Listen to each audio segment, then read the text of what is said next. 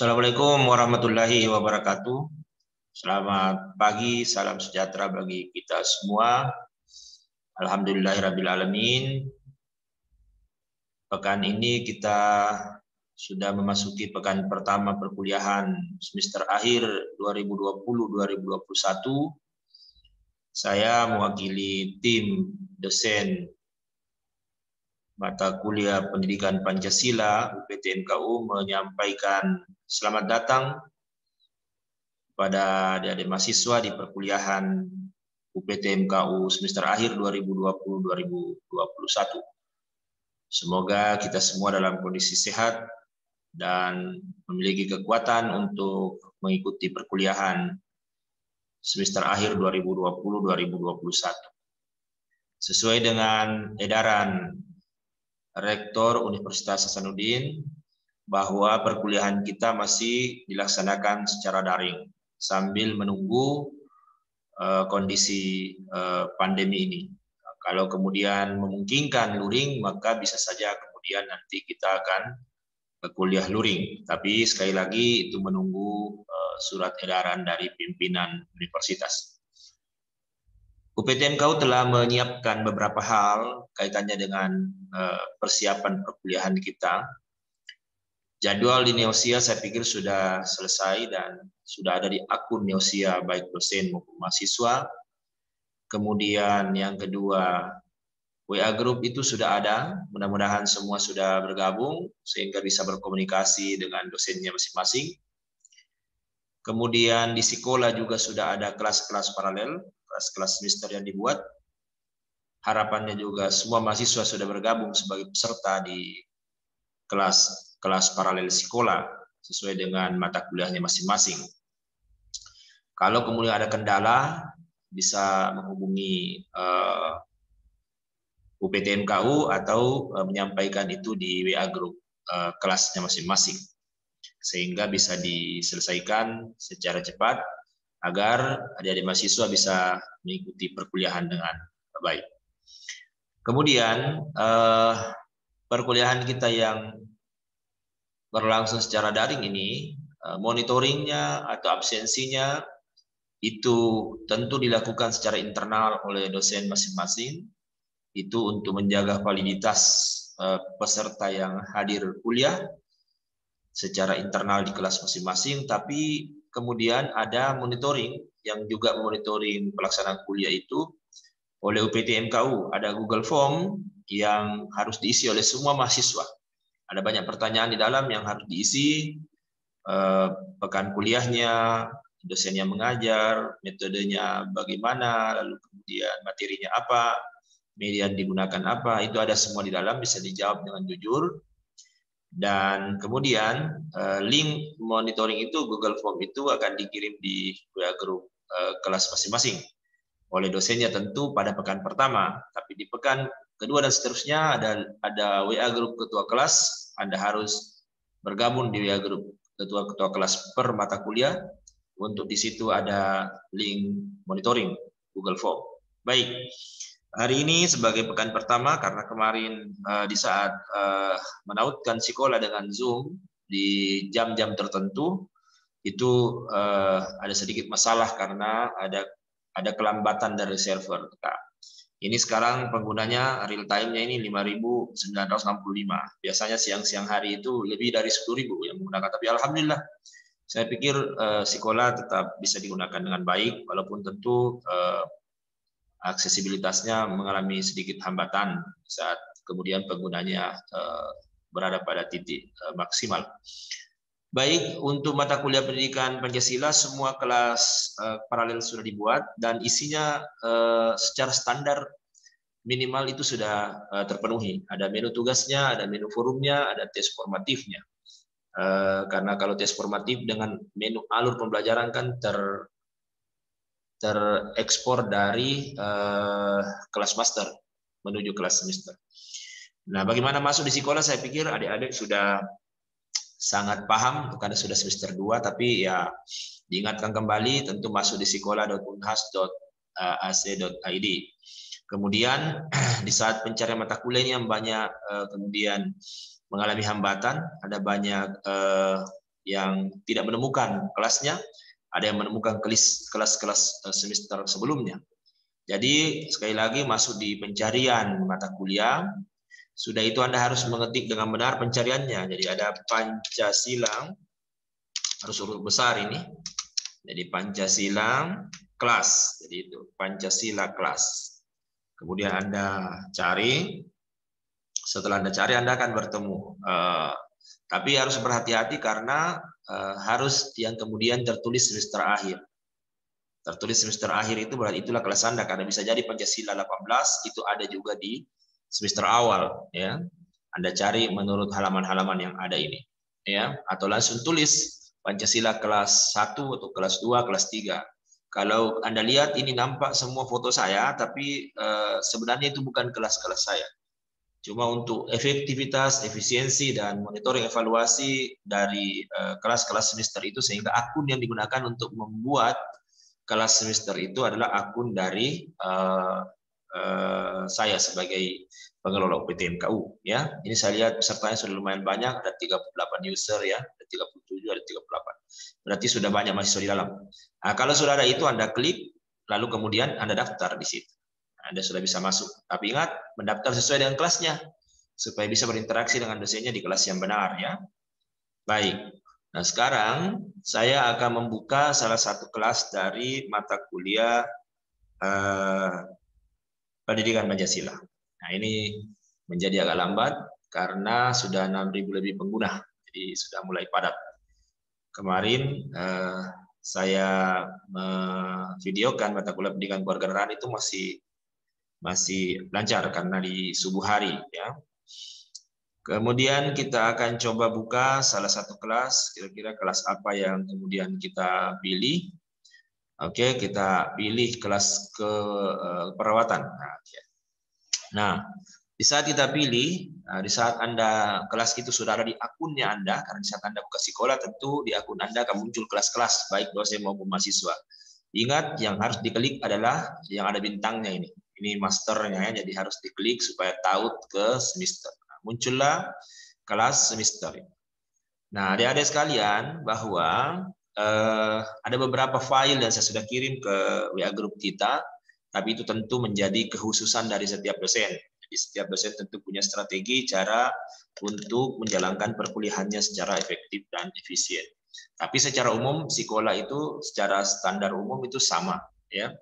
Jadi yang utama adalah menu yang paling utama Anda harus lihat itu adalah menu alur pembelajaran dari 4-nya. Karena apa? Ada 2 file utama di situ. Pertama, ada file terkait dengan skenario pembelajaran. Bagaimana pembelajaran itu dilakukan? Skenarionya. Salah skenario, salah capaian. Susah mencapai sasaran belajar. Yang kedua, di situ ada selain skenario tentu ada materinya. Ada materinya. Setidaknya materi secara umum. Gambaran materi secara umum. Nah, bisa dalam bentuk PPT, bisa dalam bentuk dokumen Word, ya. Nah, yang kedua adalah tugas. Nah, ini tugas sebenarnya, kita buka langsung saja. Ini di tugas. Ini tugas sama dengan email sebenarnya. Dulu kan biasa kirim ke email dosen. Ya, itu juga bagus. Tapi kan kalau di email dosen, itu menjadi tidak efektif, efisien dalam konteks monitoring evaluasi. Bahwa yang tahu hanya dosen dan mahasiswa, tidak ada hubungan dengan mahasiswa. Setelah dikumpulkan, nilainya tidak bisa dilihat. Tidak bisa dilihat di sistem, ada akreditasi tugas-tugas itu tidak bisa lagi dibuka, apalagi yang sudah lewat semesternya bertahun-tahun. Kalau di sekolah ada, bisa digali historinya. Nah, jadi ini lebih terbuka, lebih transparan, lebih akuntabel. Nah, ini ada pekan-pekan tugas. Anda bisa lihat pekannya sesuai dengan pekan, karena ada 2 metode di pendidikan Pancasila sama dengan kewarganegaraan, ya. Ada metode interaktif, ada metode diskusi kelompok. Nah, tentu kalau interaktifnya itu konsep-konsepnya, diskusi kelompoknya ya masalah-masalah terkait dengan realita kehidupan berbangsa bernegara, itulah yang kemudian didiskusikan. Nah, di saat kemudian metodenya interaktif, maka ini pekan pertama, ingat, pekan pertama ini sudah ada tugas. Petunjuknya ada di sini. Bisa Anda harus baca ini, harus lengkap petunjuk. tentang pentingnya pendidikan Pancasila. Apa sih pentingnya pendidikan Pancasila? Anda buat itu. Apalagi kalau Anda kaitkan dengan keilmuan Anda, bagus sekali. Kemarin saya di kelasnya teknik sipil. Apa pentingnya Pancasila? Coba Anda jelaskan itu pendidikan Pancasila penting dalam konteks keilmuan Anda. Apa yang disampaikan mahasiswa sipil, dia mengatakan begini. Kami ini kan biasanya buat bangunan, Pak. Bangunan itu akan kokoh kalau dia punya fondasi yang kokoh. Tentu kalau bangunannya 1 lantai, 2 lantai, 3 lantai itu dia punya struktur fondasi yang tentu berbeda. Ukuran besinya juga rangka berbeda. Jadi Pancasila ini ibaratnya adalah dasarnya ini negara, bangunan negara. Harus kuat dasar itu, karena kalau dasarnya tidak kuat, bangunan bisa roboh. Nah, itu satu pendapat yang mana tentu seperti itulah posisi Pancasila dalam kehidupan bernegara. Jadi kalau dia tidak ada, fondasi tidak ada, bangunan roboh. Nah, itu satu pendapat, disilakan nanti itu ya, dikaitkan dengan keilmuan lebih aplikatif ya. Nah, ada petunjuknya, dan itu dikumpulkan kalau hari ini kuliah, besok jam 8 malam terakhir dikumpul. Ya, karena pertemuan pertama tentu berbeda kalau pertemuan kedua dan seterusnya. Kalau pertemuan kedua dan seterusnya, deadline-nya itu adalah 1 hari setelah kuliah. Jadi kalau kuliah hari Senin, 1 hari sebelum kuliah, maka deadline-nya itu adalah hari Ahad. Kalau kuliah hari Selasa, deadline-nya hari Senin. Jadi 1 hari sebelum. Ingat, dijadikan PDF, di save as ke PDF. Jangan terlalu berat, karena di sini 2-5 halaman saja. Jadi kapasitasnya Psikolen ini memang terbatas ya, per mata kuliah itu hanya 100 MB, walaupun di kelas kita ini, di mata kuliah kita ini sudah di-upgrade sampai 200-300 MB ya. Jadi kita berharap bahwa ini lebih efisien. Hal-hal yang terkait video apa dan seterusnya itu tidak masuk di sekolah. Jadi bisa di-upload di Google Drive, lalu kemudian di-linkkan itu Google Drive di sekolah. Nah, bisa jadi seperti itu. Nanti lihat saja petunjuknya ya, petunjuknya. Nah, itu kalau tugas individu. Bagaimana kalau pekan-pekan terkait dengan diskusi kelompok? Nah, di sini ada pekan 4, 5, 6, 9, 11, 13, 15. Itu sesuai RPS. Rencana pembelajaran semester kita di mata kuliah ini. Nah, di situ ada petunjuk mengenai bagaimana makalah PPT itu dibuat. Video presentasi harus dibuat. Kenapa? Karena kita tidak kuliah luring. Kita tidak mungkin presentasi full di Zoom meeting misalnya. Karena itu bisa menguras kuota mahasiswa. Jadi lihat petunjuk ini, baca. Jadi tidak ada makalah PPT dan video singkat diupload di sekolah. Kenapa? Karena itu akan membebani kuota penggunaan kelas kita. Jadi dibuat Google Drive-nya, lalu dikirim di situ. Nanti kemudian bagaimana teknisnya itu tergantung pada dosen kelas masing-masing. Ya. Kemudian ada juga deadline-nya. Jadi hari Sabtu, misalnya kita akan pekan diskusi sudah mulai pekan depan misalnya, maka hari Sabtu harus sudah selesai. Karena kita berharap bahwa semua itu harus selesai. Sama juga dengan tugas tadi. Kenapa tugas itu harus selesai sebelum kuliah? Beda kalau hari pertama atau pekan pertama kuliah. Kalau pekan pertama kan baru bertemu mahasiswanya, masa sudah kumpul tugas sebelum bertemu mahasiswa? Kan tidak mungkin. Nah, tapi kalau pekan-pekan setelahnya, ya harus sebelumnya, sebelum hari H kuliah harus tugas selesai. Karena itulah hakikat dari belajar mandiri dan belajar terstruktur, tugas terstruktur. Karena dalam belajar itu menurut peraturan menteri ada 3 tatap muka di kelas. Kalau 2 SKS berarti 2 kali 45 menit. Jadi 1 SKS-nya itu 45 menit. Kalau kemudian bicara tugas mandiri dan tugas terstruktur, belajar mandiri itu 1 jam. Tugas terstruktur 1 jam. 1 jamnya itu 60 menit ya, bukan 1 jam pelajaran. Jadi boleh dikata 3 jam itu 1 SKS. Jadi kalau 2 SKS 6 jam. 2 jam tatap muka, 4 jamnya di dalamnya ada belajar mandiri dan tugas terstruktur. Belajar mandirinya itu baca literatur tentu, dan itu ada di dalam skenario pembelajaran kita, ada di RPS kita. Baca dulu materinya, buat summary-nya, buat papernya begitu, atau buat makalahnya. Itulah wujud dari tugas terstruktur. Waktunya itu per pekan 4 jam. Jadi sudah logis sebenarnya. Ada tugas baik itu tugas individu maupun tugas kelompok, itu 4 jam per pertemuan. Jadi ya itulah sehingga mahasiswa SKS-nya 24. Karena 70 jam per pekan. Sudah logis, sudah ada istirahatnya, sudah bisa belajar dengan baik, sudah bisa olahraga, sudah bisa beribadah. Makanya manajemen waktu itu penting bagi mahasiswa dan dosen. Oke, saya pikir itu. Nah, di tugas ini ingat, tapi ini kan tentu tergantung dari kelas masing-masing. Yang ada di standar khusus itu, standar umum itu adalah bahwa menu ini ada. Ruang untuk mengumpul tugas ini ada di setiap kelas kita.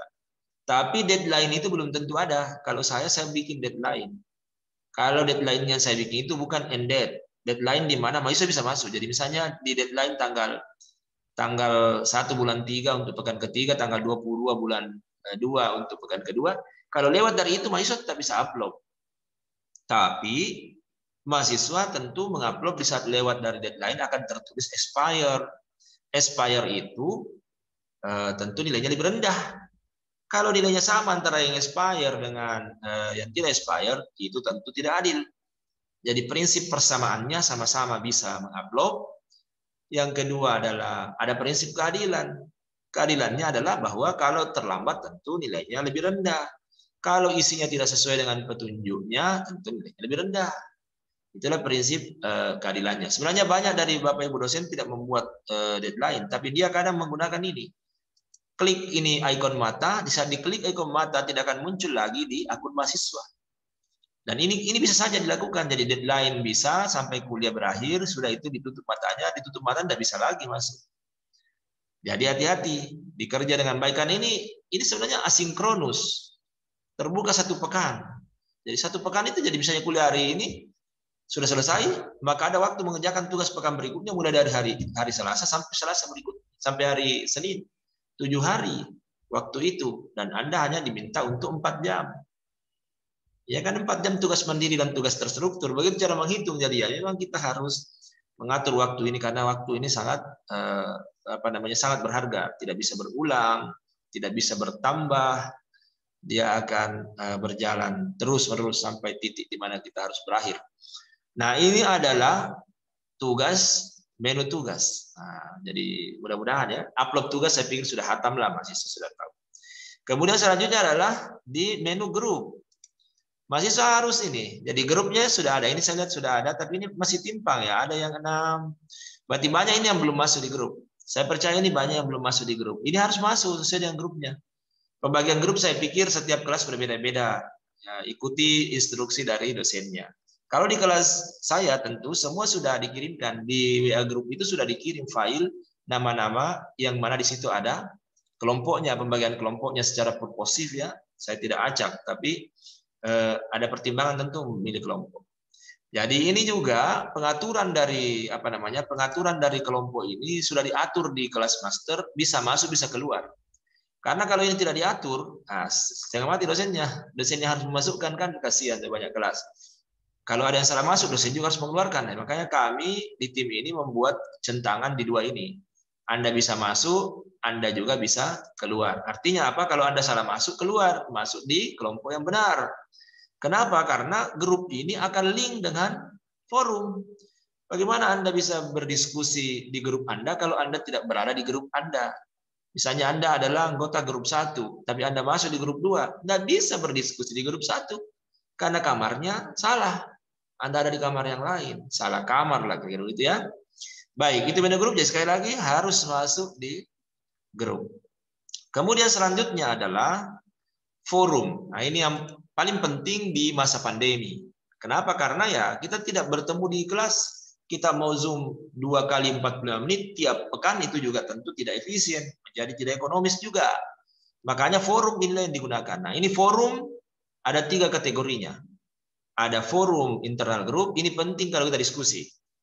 Jadi pada saat diskusi ada pertanyaan. Ingat ya, kalau kita diskusi, pekan diskusi, maka 7 kelompok, kita buat 7 kelompok karena 7 pekan diskusi. Tapi tidak berarti kelompok 1 di pekan diskusi pertama, kelompok 2 di pekan diskusi kedua, tidak begitu. Di setiap pekan diskusi, seluruh kelompok buat makalah, buat PPT, buat video singkat. Temanya sama, tapi judulnya berbeda, lingkupnya berbeda, sub-sub materinya berbeda. Dan itu sudah ditentukan di alur pembelajaran. Anda bisa lihat di situ sebentar di menu alur pembelajaran. Nah, tentu kalau buat makalah ada sesuatu yang mungkin tidak jelas, kurang jelas, atau tidak jelas, atau mau dipertegas. Itulah yang dibuat dalam bentuk pertanyaan. Jadi di WA grup kelas kita, setiap kelompok itu diwakili ketuanya mengetik apa pertanyaannya. Sehingga berlakulah di sini. Siapa yang jawab pertanyaan kelompok 1 ya kelompok 2. Siapa yang jawab pertanyaan kelompok 2, kelompok 3, dan seterusnya. Anda berdiskusi, caranya Anda buat topiknya di sini. Ketua kelompok buat topik. Anda klik ini, bikin topik. Sudah itu di judul ini ketik pertanyaannya apa. Sudah itu di sini ketik jelaskan. Sudah itu buat topik. Di saat sudah buat topik, mahasiswa, peserta, anggota kelompok di situ bisa menjawab. Dan itulah nanti yang akan dilihat oleh dosen. Bagaimana dinamika kelompok itu. Bagaimana diskusinya. Dan artinya apa? Thread-nya di sini, forum thread-nya itu adalah 7, maksimal 7. Karena 7 kali diskusi. Jadi kalau ada yang tidak membahas pertanyaan, berarti ya tentu ada penilaian yang berbeda. Sementara di sini kalau kita interaktif. Interaktif itu ada pekannya, bisa dilihat, lihat petunjuknya baik-baik. Sama juga kalau diskusi kelompok, ada forumnya. Ini forum di mana bukan internal grup, seluruh mahasiswa. Nah, kalau di sini sebenarnya di forum ini enak. Karena tugas yang Anda sudah baca bahannya lalu buat papernya atau summary-nya, itu Anda ketik di sini. Tapi ingat, jangan copy, tidak boleh copy teks. Apalagi upload file, bukan. Anda ketik. Tentu intisari dari tugas-tugas itu Anda harus ketik di sini. Sama kalau dijelaskan di kelas. Cuma karena tidak luring di kelas, maka diketik di sini. Dan ada kesempatan yang sama bagi setiap mahasiswa untuk menjelaskan lewat ini. Nah, Pancasila dalam konteks sejarah tidak ada forumnya kalau pekan pertama. Hanya ada tugas di pekan pertama. Forumnya tidak ada. Nah, ini juga bisa dosen. Tergantung dosennya. Bisa buat topik tersendiri dosennya, baru menjelaskan. Kalau di kelas kita, intisarinya Anda jelaskan di sini. Jangan copy text. Ketik penjelasan Anda, tentu satu paragraf, ada ide pokok, ya, kalimat utamanya, ada kalimat penjelasnya. Nah, belajar begitu supaya lebih terarah, ya. Ada ide pokoknya di situ. Tapi caranya adalah ketik dulu reply. Klik reply, baru mengetik. Karena kita mau kasih link daftar nilainya. Oke, ketik reply, ya. Nah, sudah itu kirim, maka dia akan muncul begini. Ada juga orang yang temannya direply. Jawaban temannya yang sebelumnya direply. Akhirnya muncul 2 tanda panah. Itu juga sesuatu yang buruk. Tidak boleh, karena ada link dengan nilai. Ada juga yang tidak, dia tidak klik reply, langsung mengetik di sini. Kalau dia langsung mengetik di sini, maka tidak muncul tanda panah. Tidak link dengan nilai. Muncul seperti ini. Dan itu tidak bagus. Nah, ini salah ini. Oke, kita hapus. Nah, ini juga yang 2, apalagi 3, karena reply yang direply, Anda bisa. Karena ini bukan diskusi di forum ini, bukan. Diskusinya di internal group. Di sini tidak menyampaikan, menjelaskan apa yang menjadi intisari tugasnya. Ini yang benar, ya, kita hapus dulu karena kan saya bukan peserta. Ya, mahasiswanya jadi peserta. Oke. Nah, selanjutnya forum saya pikir clear. Silakan nanti Anda lihat di menu alur pembelajaran. Kalau di tes, nanti ada tes di sini. Ada 2 kali tes, ya. Saya pindah dulu ke tampilan mahasiswa. Nah, Anda bisa buka kan? Nah, inilah di Protek ini sistem. Ujian tengah, ujian akhir semester. Ini ujian tengah semester sebenarnya tidak dikenal di RPS kita. Cuma dikenal tes formatif, ya, seperti kuis 1 kali. Tapi itu dilakukan di pekan ke-8 supaya dia menjadi seperti UTS. Tapi ingat, ini bukan sinkronos. Kalau ujian akhir bisa sinkronos. Kalau kemudian ujian tengah semester atau tes formatif itu tidak sinkronos. 1 pekan dibuka. Kenapa? Karena ada materi pekan ke-8. Tidak ada dalam RPS kita UTS. Tapi kalau dosen di kelas mengatakan bahwa konsentrasi dulu UTS pekan ke-8, ya boleh saja. Tidak ada masalah. Tapi menurut sistem di sekolah tidak demikian sebenarnya. Oke. Kemudian yang terakhir, yang utama ini adalah ini daftar nilai, ya, tidak usahlah kita buka. Ini juga kalendernya, ya, kehadirannya. Ini kan nanti dosen bisa membuat absen manual. Nah, inilah Absen manual kan bisa dibuat oleh dosennya, dan kalau di kelas kita ini sudah ada. Jadi tanggal-tanggalnya ini sudah ada. Jadi mulai dari pekan pertama sampai pekan ke-16 ini sudah ada. Jadi dosen bisa membuat absensi internal di sekolah, ya. Tapi kalau tidak buat juga tidak apa-apa dosennya, ya, karena ada absen di MKU gitu yang dalam bentuk Google Form. Kemudian daftar nilai ini juga sudah link di beberapa kelas, ya. Daftar nilai ini sudah ada di kelas kita ini mulai agak lambat lagi, sudah naik lagi kayaknya pengguna ini 7.000 ya. Dari 6.000 ke 7.000. Nah, ini ada penilaian kehadiran 3%, interaktif ini link. Jadi tugas yang Anda kumpulkan itu, upload itu setelah diperiksa dosen, link dengan daftar nilai. Begitupun dengan forum, kalau Anda sudah mengetik penjelasan di forum, link dengan daftar nilai. Kemudian begitupun dengan diskusi. Tapi ingat, makalah itu dinilai secara manual. Makalah dinilai secara manual oleh dosen karena tidak diupload di sekolah, tapi di Google Form atau sejenisnya. Sama juga dengan diskusi. Kalau Anda menjelaskan di Zoom meeting, ya, maka dinilai di sini. Ada penilaian secara manual oleh dosen. Sama juga kalau kita kuliah interaktif, ada Zoom meeting, ada penilaian oleh dosen, bisa dikasih nilai secara manual. Kemudian ujian tentu link dengan menu tes formatif. Ini dan nanti ini enak sekali kalau kemudian dihubungkan dengan Neosia, karena kalau diklik ini datarnya, ya, diketik penampakan datarnya, maka di situ nampak mahasiswa beserta indikator penilaian, sehingga menjadi betul-betul prinsip transparansi, prinsip akuntabilitas, ya, atau secara umum demokratisasi di dunia pendidikan itu jalan. Karena hak dan kewajiban dari dua pihak, dosen, mahasiswa, itu berjalan di sekolah. Nah, seperti ini. Jadi nanti Ade Putrawan, ini kan ada beberapa ini mahasiswa, ini akan nanti tertera dan bisa dilihat oleh mahasiswanya. Jadi terbuka, orang tua mahasiswa juga bisa lihat kehadiran saya ini, sehingga mahasiswa bisa tentu mengajukan pertanyaan kalau ada yang tidak sesuai ujiannya. Kemudian penilaian penilaian pekan interaktifnya, kemudian penilaian pekan diskusi kelompoknya, ya, itu ada. Nah, nanti ini kan belum ada nilainya karena kan belum kuliah, ya, belum kuliah. Yang aneh kalau ada nilainya belum kuliah. Kemudian yang utama sekali ini yang terakhir adalah tentang menu alur pembelajaran.